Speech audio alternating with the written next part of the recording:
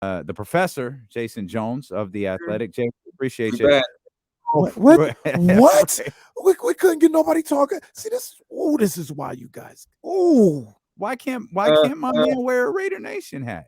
Don't give up 50 almost at home. Just work. Focus on that. don't this. Focus. Nobody Focus talk on your about situation. Raiders. Focus on your situation. My man just came for his weekly hit with D'Lo and KC. And that was not an attack on the Niners, but as per usual and expected, Niner fan gets sensitive. Well, you guys are obsessed. Oh my God! What up?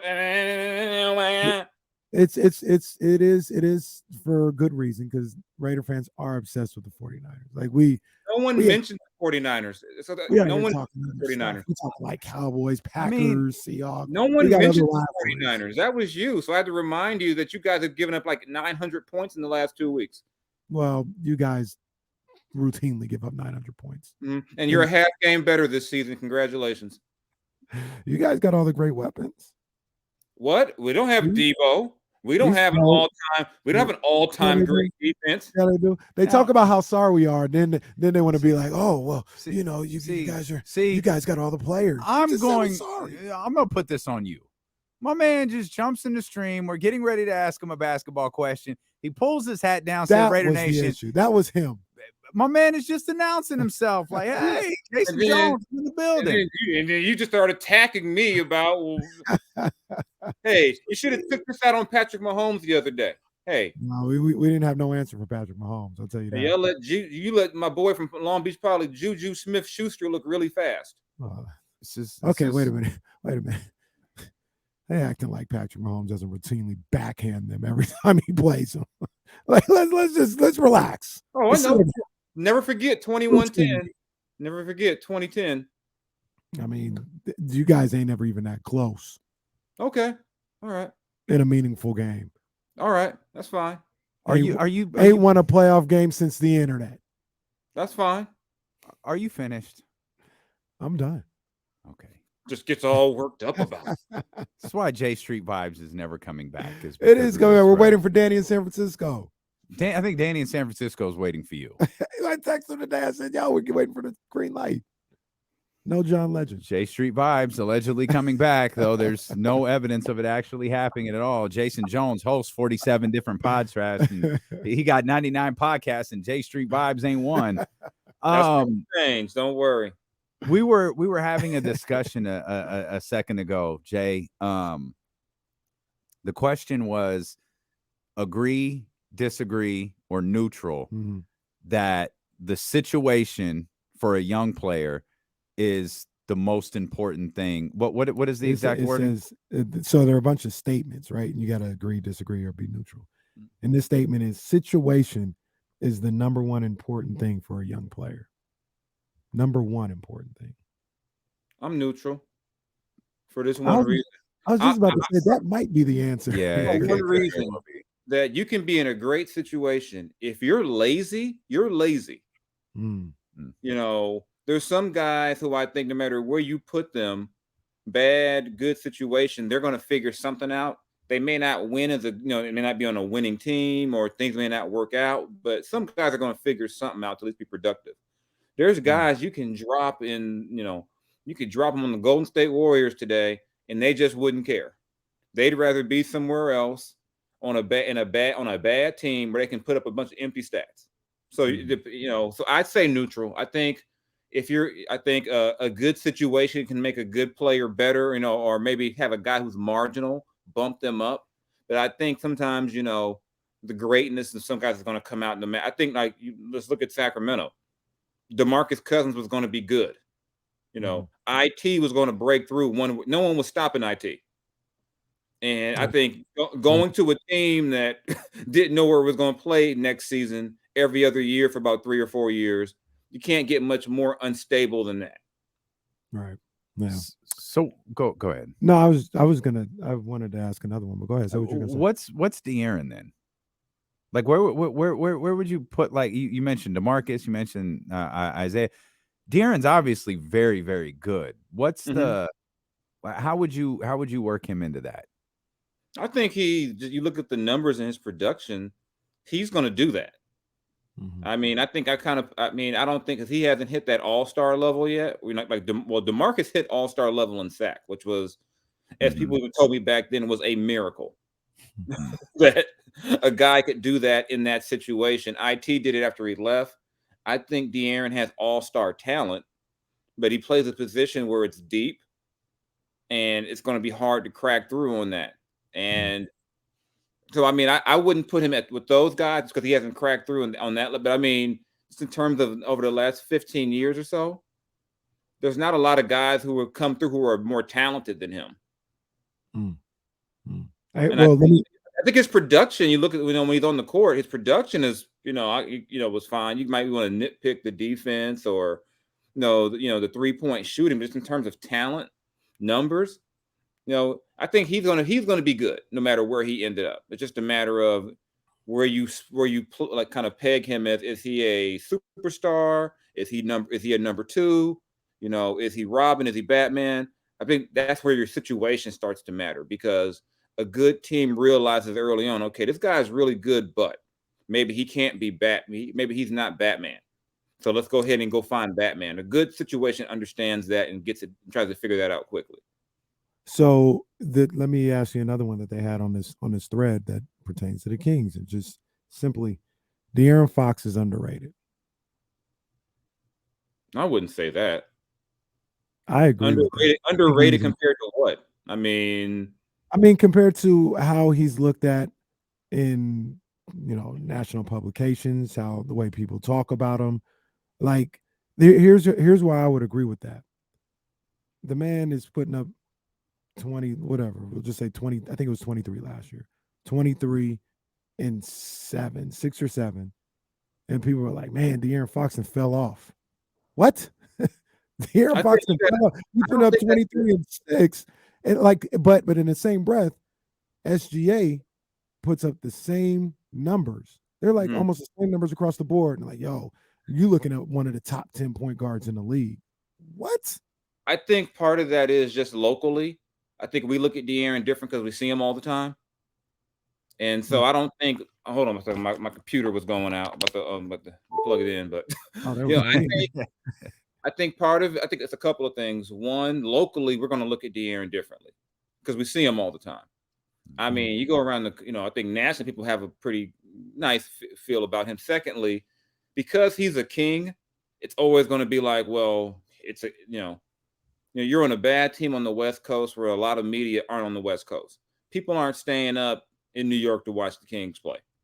So you just see the box score. So you may not have a full context of what it is he's actually doing. But I don't get this from people I talk to that he's underrated, but I talk to different people. I talk to coaches, I talk to scouts. I don't really read. I don't watch talking head shows at all. I don't really read a lot of stuff that people say, especially people who don't actually. If I want to read about what's going on with a team, I read the local people. I don't go to a national thing and be like, well, let's get their assessment on the Kings. I'm willing to bet most national people haven't watched the Kings game in its entirety in 15, 16 years. I'm willing to bet that, if longer. So I really don't, that doesn't really move me at all about in terms of, is he overrated, underrated? I think we're maybe a little harder on him locally just because of the situation. The team hasn't been good in so long. You see the potential. And the one area I've always knocked him on is just defensively. I think he can be a all NBA defender. And I think once he becomes, at least in the conversation, is one of the best defensive guards in the league, you'll start to see more of the Kings' fortunes begin to go in a different direction too, because now he's making you chase him up and down the court, and now he's giving you hell when you have the ball. Not many guys have the ability and the talent to do it, and I think he has the talent. So maybe I'm holding him to a higher standard than what he actually is, but I see a guy who can be a top 5, top 10 two-way player. And that's even with the 3-point shot in the low 30s. Jason Jones of The Athletic with us here on D-Lo and KC. What do you think about De'Aaron and the Kings' first 3 games of the season? I think, well, defensively, I'm not shocked they're struggling, but I also think that when it's the first 3 games, there's a tendency to overreact, good or bad. I mean, if these 3 games happened in March, it looks different when you've got a much bigger sample size. And I mean, you look who they played. They played, the Warriors. They played Dame, who decided to be, Dame all over, go back a couple of years with Dame. And you played Paul, you give up 40 to Paul George. I mean, I think those are all three teams that if you were stacking the West, you would say those teams are probably better than the Kings right now. Maybe Portland's a toss-up. But I think it's too early for any team anywhere to overreact. You haven't even played 10% of your games. Now, if they're like 1-10 and giving up 115 plus a night, okay, we got some, but I mean, I don't think the starting lineup we've seen the first three games stays the same over the course of the year. I just think there's going to be some things that'll, some things to work out. Keegan didn't play the first game. Not to say that Keegan was going to be the difference against Portland, but they didn't, it takes some time for these things to develop. I don't like that you gave up 50 points in a quarter. I mean, that for me, that was okay. League pass. Okay, time to turn this off. Let me go back to this football game. No, you can't give up 89, 90 points in a half. You just can't. I mean, I don't care who you're playing. I mean, knock somebody, do something, pinch somebody. I mean, and to the one thing I haven't liked that I have seen too many teams, like that Portland game too, teams just living the paint against them right now. Teams, it's too easy to get to the rim against them. I mean, Portland just had a layup line at one point, just like they're going right at you in the paint. So those are concerning, but also will say it's 3 games. I like to see 10 to 15 before I start going, okay, we got a trend, because like I said, everything's is under the microscope right now. I mean, according to this right now, the Kings, Lakers will never win a game. The Sixers might win 2 games all year. I mean, Brooklyn's terrible right now. I mean, there's just so much going on. So, and remember this time a year ago, people thought Jaylen Brown and Jason Tatum couldn't play together. So, yeah, true. Yeah. So I like to get a few games in, maybe get to Christmas around that time to see where everybody's at. But yeah, right now, I don't think anyone thinks the Utah Jazz are going to be like one of the top teams in the West. But right now, a lot of times the teams like a Utah will jump out early just because they're hungry. They want to play. You got some vets probably trying to get themselves traded out of there. So you're going to see some kind of wacky stuff for the first month of the year. Yeah.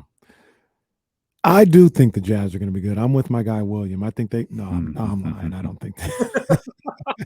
I don't think that at all. That's not happening. But in these first 3 games with the Kings, one of the things that I kept saying is I don't think they've been that bad. They've had moments that have kind of cost them games, whether it's a slow start and not closing the game out in the first game against Portland, free throw shooting against the Clippers, and then that second quarter that you talk about against the Warriors. That's what they've got to correct. But it doesn't, I don't know, it feels a little different than the last couple of years where it doesn't look like they just don't have the talent to keep up. I don't see that. I see them having to take care of some things, some minor things, but it feels like they have the talent to be able to compete on a high level in this league. See, to me, that's kind of the partially disheartening thing about it, because it's not talent. It's like, stop giving up drives to the paint. That's been a problem no matter who's been there, coach, player, whatever. They just do that, or make your free throws. I mean, make your free throws. I mean, and I'm almost like that Charles Barkley thing. You give up 50 and a quarter. Like, did you give up? Like, what happened? Like, that's pretty hard to give up 50 and a quarter. And I know the Warriors are the Warriors, but 50?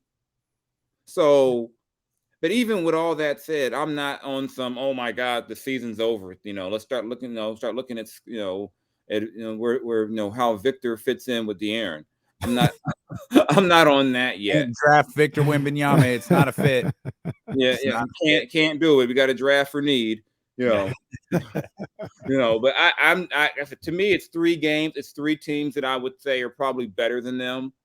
Now if they just got mopped all 3, I'd be like, oh, I think we all knew the defense would be a work in progress. You don't fix basically 2 decades of bad defense just because you hired Mike Brown and had training camp.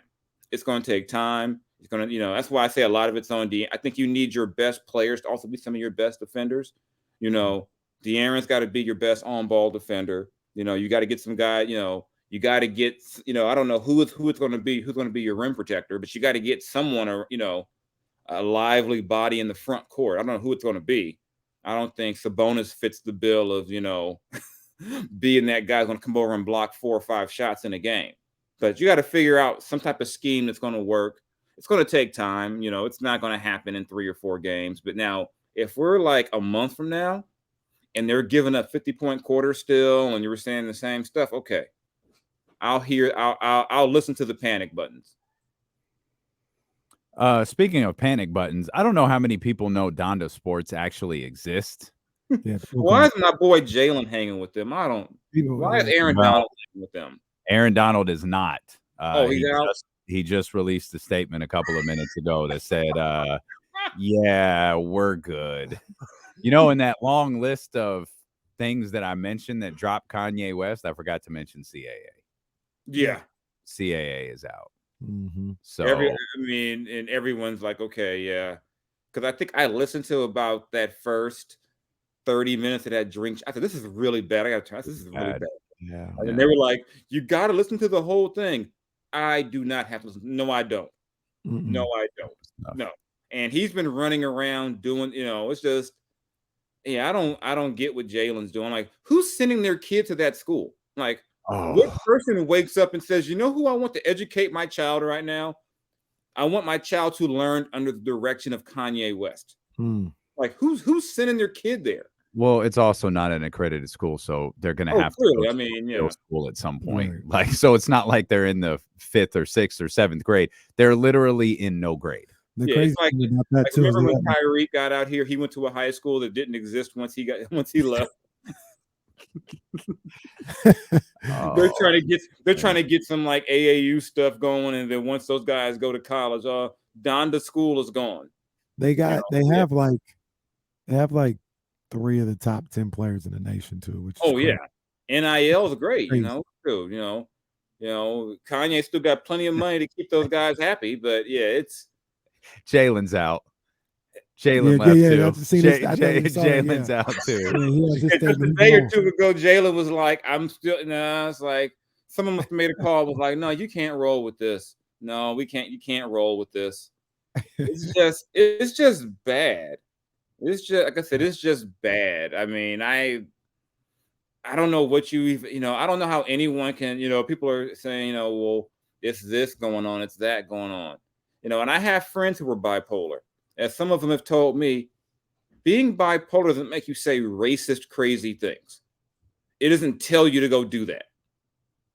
And I don't understand, like I said, that Drink Champs thing was so uncomfortable. I mean, it was just so uncomfortable. And it's just like, you guys are going to let him talk? Like, is anyone going to say anything? Oh, that was tough. That was tough. It is. Nori and those guys, because I like those guys a lot. It's almost like, I think even with Nori, it's like it was cool till he got he was tweeting, we got better numbers in football, and like kind of like playing dominoes. Not all money is good money. Yeah. You got a bunch. People will stop and watch a train wreck. People will watch a car crash. That doesn't mean that it was a good thing. That a lot of people stop. That doesn't mean you should broadcast it live on YouTube. Yeah, and I think people are mixing up the whole freedom of speech thing. And as someone who had to go to grad school and learn about this repeatedly, freedom of speech does not mean you get to say whatever you want without consequence. People think, well, he has freedom of speech. He does. And they have the freedom to say, guess what? You're bad for business. Bye. I mean, I don't understand why that's so hard for people to understand. They're like, well, Kanye is playing chess and we're playing checkers. I don't want to play chess like that. No. That's my favorite take of all this. You guys don't understand what he's doing. Kanye's playing Pong. He's playing Connect 4 or something. Come on. He's not even doing that. He's like playing jacks by himself. This is not some guy you're not going to convince me that he sat down and said, you know what? If I go on all these platforms and offend everyone, that's going to be the way I make even more money. Like, right. I don't want to wear any Yeezys, right? Like, why would I want to support this? Right. I don't understand this whole idea that he somehow outsmarted all of us. Like, getting out of that, the deal that made you a billionaire with that. Yeah, we're all, okay, whatever. We could only dream to be so smart. Yeah, as I say, the hoteps are all on. They're all with this one. Those who call their woman queen. They say grand rising when they text you in the morning. They just can't say good morning. They're all behind this. But I'm just like, y'all can keep that. I'm cool. Yeah,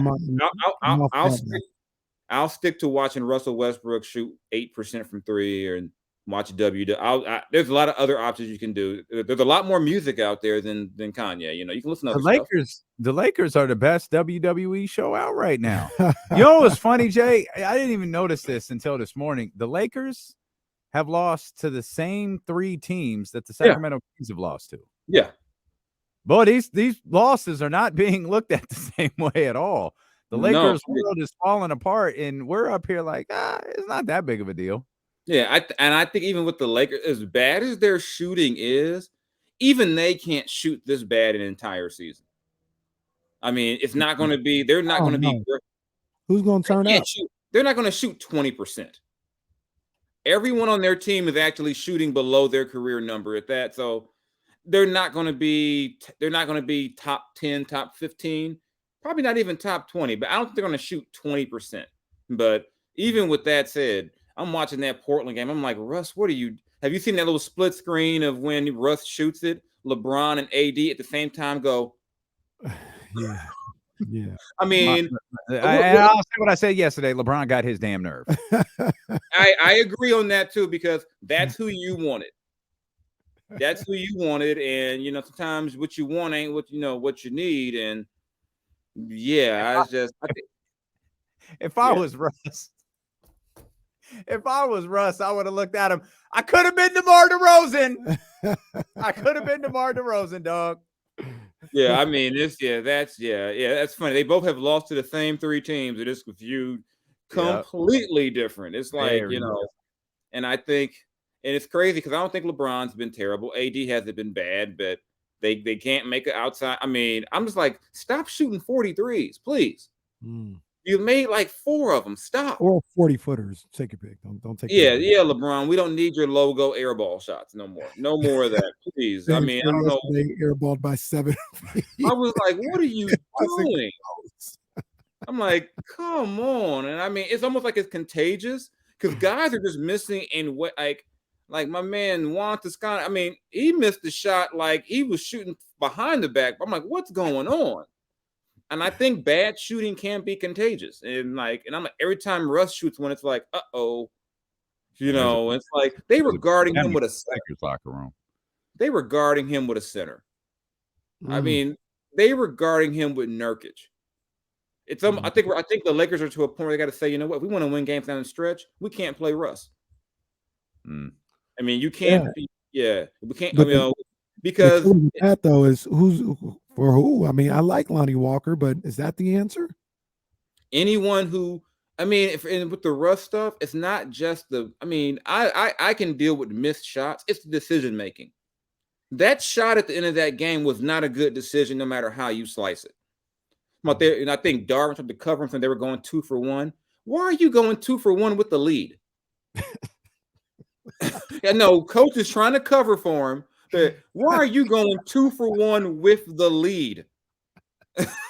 Like what? It's like it's like it's the decision making for me. It's not even the shots. Sometimes it's like, okay, guys are going to miss shots. I can accept that, but you're going 2 for 1 when you're leading with the ball.